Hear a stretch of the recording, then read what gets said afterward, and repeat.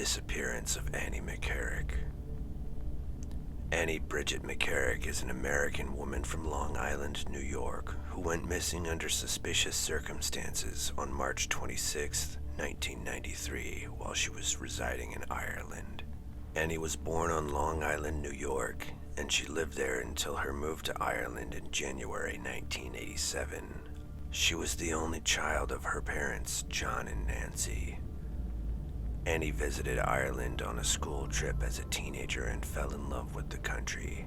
She studied at St. Patrick's College, Drumcondra, and St. Patrick's College, Maynooth in the late 1980s, then returned to New York and began studying at Stony Brook University in 1991.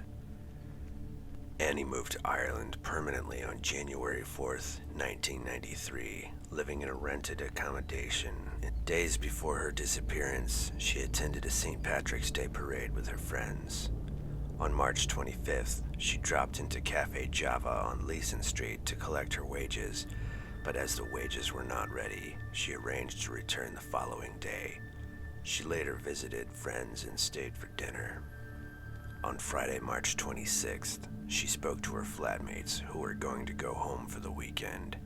She visited the Allied Irish Bank branch in Sandymount shortly before 11 a.m. This is the last confirmed sighting of her. Her mother was due to visit on March 30th, and Annie was looking forward to seeing her. Annie disappeared Friday, March 26th, 1993. She had left her apartment in Dublin so that she could go to the Wicklow Mountains for the day. She had asked a friend to accompany her, but her friend declined. CCTV captured images of Annie at the Allied Irish Bank location in Sandymount, where she was seen withdrawing money from her bank account. She did some shopping at Quinsworth Supermarket before returning to her apartment at 3 p.m. She was seen on a bus at about 3:40 p.m. in Ranelagh, heading toward Enniskerry. Sometime after that evening, between 8 p.m. and 10 p.m., the doorman at Johnny Fox's pub in Glencullen claims to have seen Annie at the pub accompanied by a young man. Allegedly, Annie had gone to see an Irish music and dancing show, a traditional event called the Hooley Show, but did not realize that there was a cover charge. Annie's male friend then paid for her, accompanying her to watch the show. Nobody saw either Annie or her male friend leave the pub, and the man's identity has never been discovered. However, this sighting at Johnny Fox's has been disputed over the years. As it was dark and wet outside that night, it seems unlikely that Annie would have walked all the way from Enniskerry to Glencullen, which was 6 kilometers away. Numerous searches by authorities in Ireland have turned up nothing in Annie's disappearance. The authorities focused their search on the Wicklow Mountains and the wider Leinster area, as many women have gone missing there since 1990. Local police believe that Annie may have been murdered by the same serial killer involved in other disappearances. As of 2024, no trace of Annie has been found. The disappearance of Katheryne Eggleston. Katheryne Scott Eggleston is an American woman who disappeared under mysterious circumstances in Portland, Oregon. Her disappearance was profiled extensively in The Last Time We Saw Her, a 2012 nonfiction book by Robert Scott chronicling the murder of Brooke Wilberger, as well as several other Oregon missing persons cases. Katheryne's disappearance is considered one of the most notorious cold cases in Portland history. Katheryne, a recent graduate of Oregon State University, had taken a job working for AllNet, a telecommunications company based in Lake Oswego, Oregon.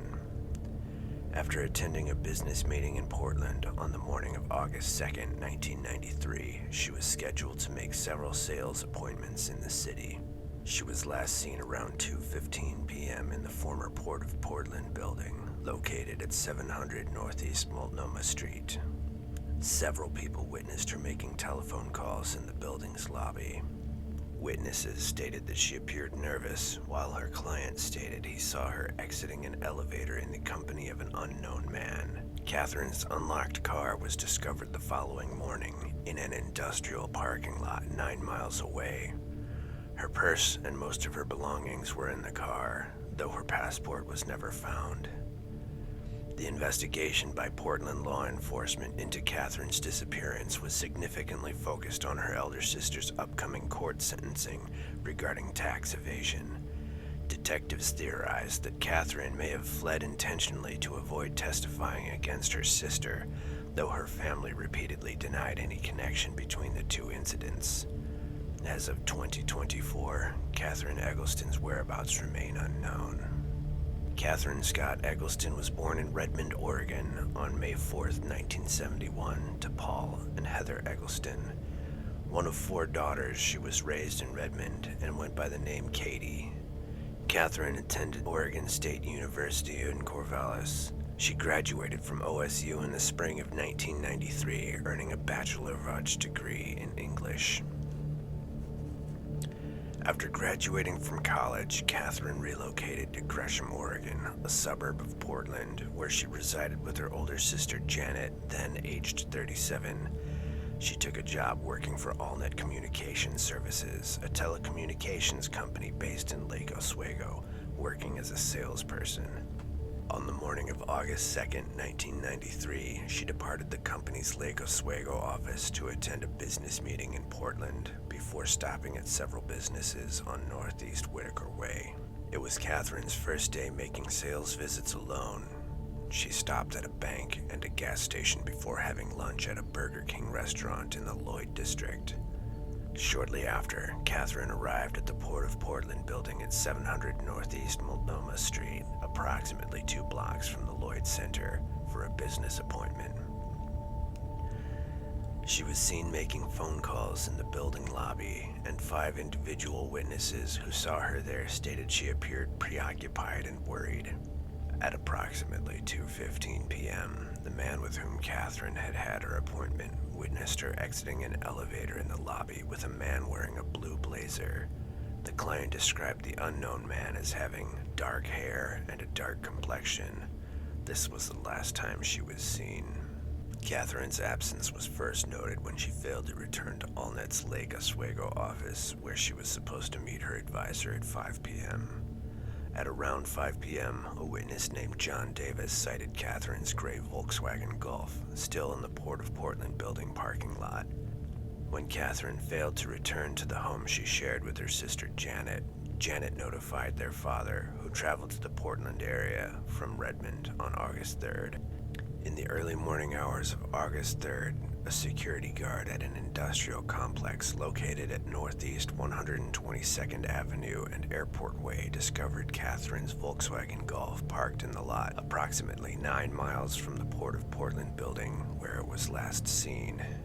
The doors to the car were unlocked, and all of its windows were rolled down with the keys still in the ignition. Her purse and its contents were in the car, including a checkbook, credit cards, and a small amount of cash, though her passport was absent. Katheryne's parents noted that she had retrieved her passport from their residence in Redmond while visiting 10 days prior. On August 6th, fields located nearby were searched by volunteer searchers, as well as other underbrush, gravel roads, and farmlands. Katheryne's employer, AllNet, paid for additional air searches, which were followed with ground searches using bloodhounds. On August 6th, Portland police spokesperson Derek Foxworth told reporters that it certainly looks like we might have a homicide. Katheryne's parents initially suspected her then-boyfriend, a Redmond resident, of her disappearance, but he was cleared by law enforcement who had confirmed he had been in Central Oregon at the time she disappeared. Though initially suspected as a homicide, the Portland Police Bureau subsequently theorized that Katheryne had gone missing intentionally, possibly to avoid testifying in a potential court case against her sister Janet for tax evasion. Janet and her former husband were accused of failing to report around $190,000 in business income between 1986 and 1987. This revelation, and detectives focusing on it as a potential motive for Katheryne to flee, led to strife between the family and investigators, specifically lead investigator Terry Wagner. Paul Eggleston later stated, "Wagner made it crystal clear she was not going to talk with us, that she still believed Katie probably disappeared of her own will." Katheryne's family subsequently hired a retired Oregon State Police detective to further investigate the disappearance case, and several leads were produced. One of the leads regarded a security guard who possessed keys to the Port of Portland building's parking garage. To further search efforts, AllNet funded a tip hotline dedicated to tips to Katheryne's disappearance, while flyers promising a $5,000 reward were distributed along Interstate 5 between Eugene and Everett, Washington in mid-August. One anonymous call placed to the tip hotline was made by a man who claimed to have abducted Katheryne and murdered her 2 weeks after her disappearance. The anonymous caller, who allegedly spoke with a southern dialect, stated that she would never be found because, quote, "I killed her." By October 1993, police had received hundreds of tips in the case, but none proved fruitful. On October 12th, law enforcement told the media that they maintained their stance that Katheryne had disappeared willingly, citing the lack of physical evidence as well as Katherine's missing passport, again suggesting she had fled to avoid testifying against her sister Janet. However, Janet and her ex-husband Jeffrey Taylor had both pled guilty to their charges on July 9th, foregoing a trial, meaning that Katheryne would not have to testify in the first place.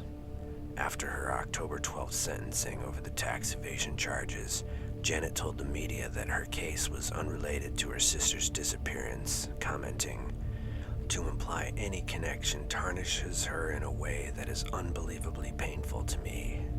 Katheryne's father, Paul, commented in letter correspondences to investigators, "Katie may be a government witness, but her contribution to the case has to be minimal. She doesn't know any more than Sarah, her youngest sister, also a potential witness, about Jeff's finances." On May 4th, 2004, Katheryne's 30th birthday, her family set up a hotline seeking additional tips in her disappearance. One man who called was a former attendant at a gasoline station located at Northeast 122nd Avenue and Stark Street, who claimed to have seen Katheryne near the time she disappeared. This gas station is located approximately 4 miles south of where Katherine's vehicle was discovered.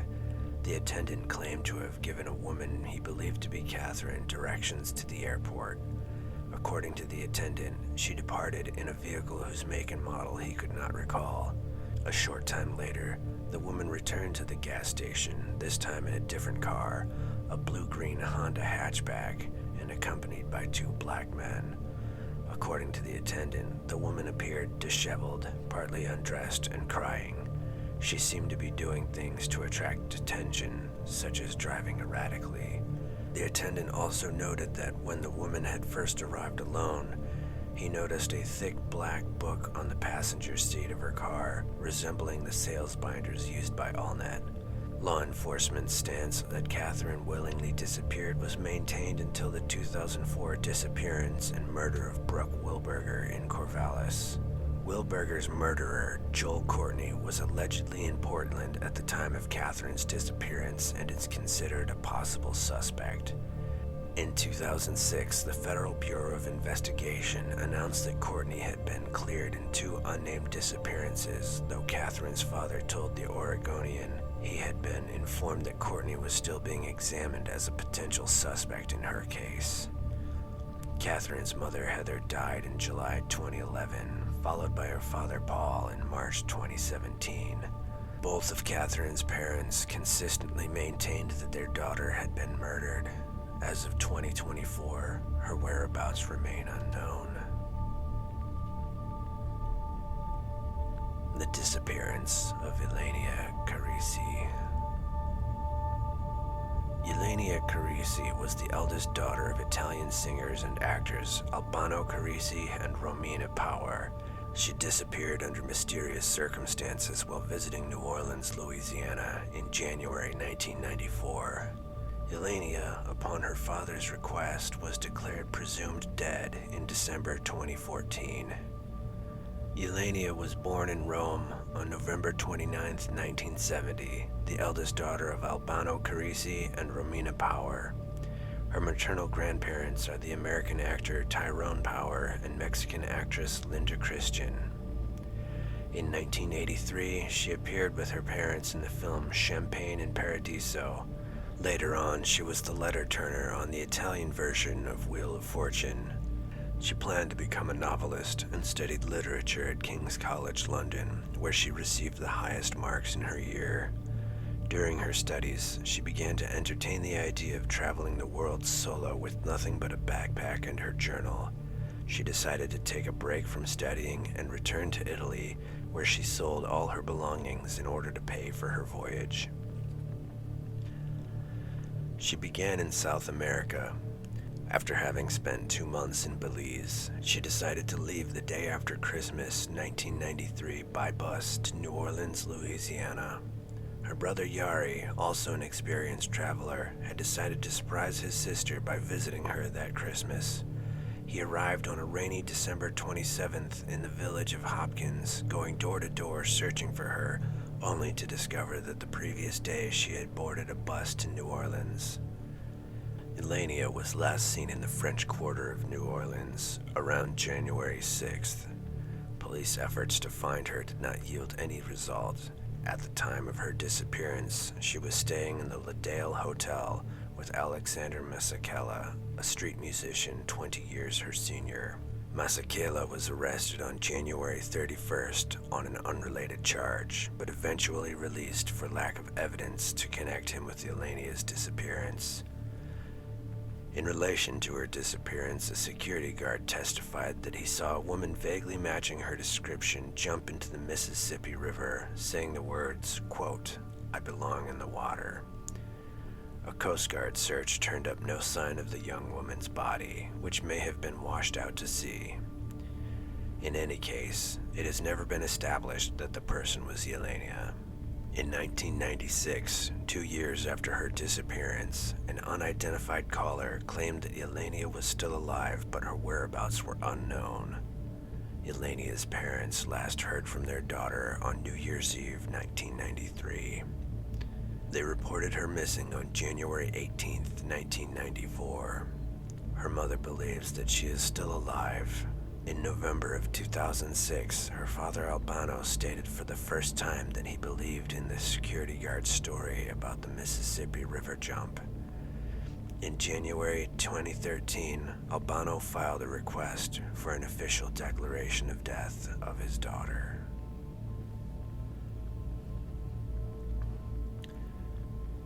The disappearance of Cleashindra Hall. Cleashindra Denise Hall is an American woman who has been missing since May 9, 1994.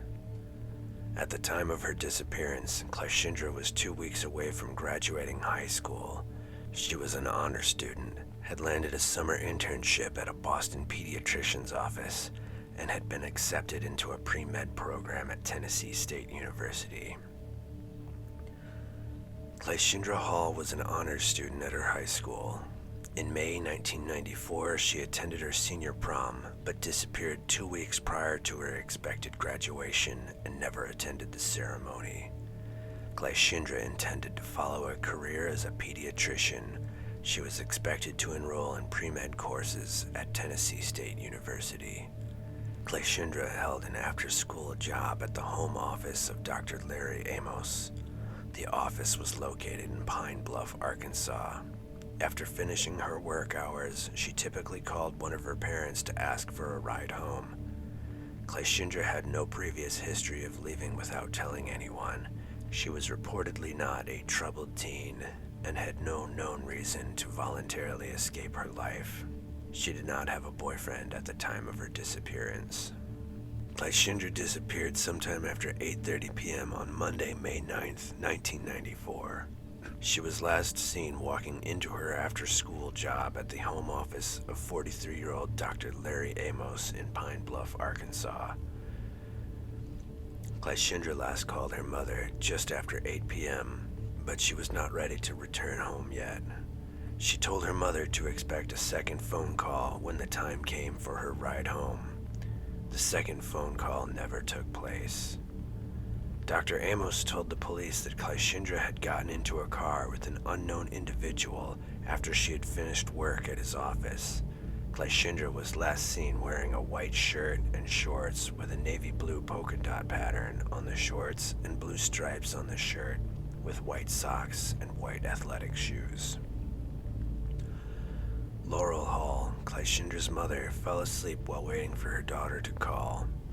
She awoke around 1 a.m. on May 10th, 1994. She soon realized that Cleashindra had never called for her ride and had yet to return home. Cleashindra's parents reported her missing May 10th, but they were told that since she was legally an adult, they would have to wait 24 hours until they were allowed to file a missing persons report. Theories regarding Cleashindra's fate range from her attempting to walk home and being abducted to leaving voluntarily. 2 weeks following Cleashindra's disappearance, the police searched the home of Dr. Amos, which also served as his office, since that was the last place Cleashindra had been seen. According to Laurel Hall, there was no sign of a struggle there. However, Miss Hall believed that Dr. Amos had enough time to discard any evidence potentially left from such a struggle. In her opinion, the police should not have waited weeks to examine a potential crime scene. Lieutenant Terry Hobson of the Pine Bluff Police Department has reported that their search of the Amos home failed to turn up any evidence that Cleashindra was either injured or attacked there. Dr. Larry Amos' property has been searched pursuant to a warrant. Larry Amos is considered a person of interest. Police believe Cleashindra left with someone she knew. Her disappearance was featured on an episode of Find Our Missing. According to Terry Hobson, the local police have spent many hours and manpower on this case over the years, and the investigation was still ongoing in 2009. The local police consider Cleashindra's case likely to involve kidnapping, but reportedly had no clues to the identity of any potential kidnappers. Dr. Amos reported seeing Cleashindra entering someone's car, but did not see who was driving and could offer no description of the vehicle. An early suspect in the case was a local boy, whose name was not given to the press. Cleashindra reportedly liked him and acted friendly with him. The boy was subjected to police interrogation and his vehicle was searched, but the police could not connect him to the disappearance and he did not provide any leads. The boy was also subjected to a polygraph test, but the results were inconclusive.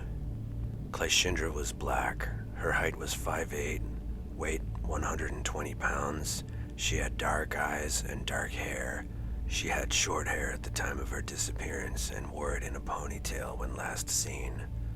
Her only other distinctive feature was a surgical scar on her left knee. As of 2024, Cleashindra Hall is still missing. The disappearance of Karl-Erik Björkegren. Karl-Erik Björkegren was a Swedish director, art collector, and businessman. After a successful career with the steel conglomerate Sandvik AB, he transitioned into the financial industry, leveraging and acquiring real estate, stocks, and art. For many, he was a symbol of the 1980s boom economy. Björkegren was, for a period, one of Sweden's wealthiest individuals and possessed what was described as Sweden's finest private art collection. In the early 1990s, his empire crumbled, and he eventually declared personal bankruptcy with 1.3 billion Swedish kroner in debt. In 1994, he disappeared without a trace. On November 11, 2005, Björkegren was declared dead in absentia by the Stockholm District Court. On June 2, 1994, Björkegren disappeared without a trace from his residence in Viken, south of Höganäs in Scania, just hours before he was supposed to board a plane to Stockholm, where his lawyer, Henning Sjöström, and his daughter, Eva, were waiting for him in a pre-booked room at the Grand Hotel. The theories differ on whether he staged his own disappearance or was eliminated by shady business associates. Everything suggests that he is no longer alive, despite occasional reports of sightings of individuals resembling him. For instance, there were tips that he was shopping in Stockholm, staying in hotels in Oman, visiting banks in Switzerland, and residing in the brother's house of the prima donna Get Gay in Paraguay. He was reported missing by his family a little over 2 weeks after his disappearance. Björkegren's butler was the last person to see him alive.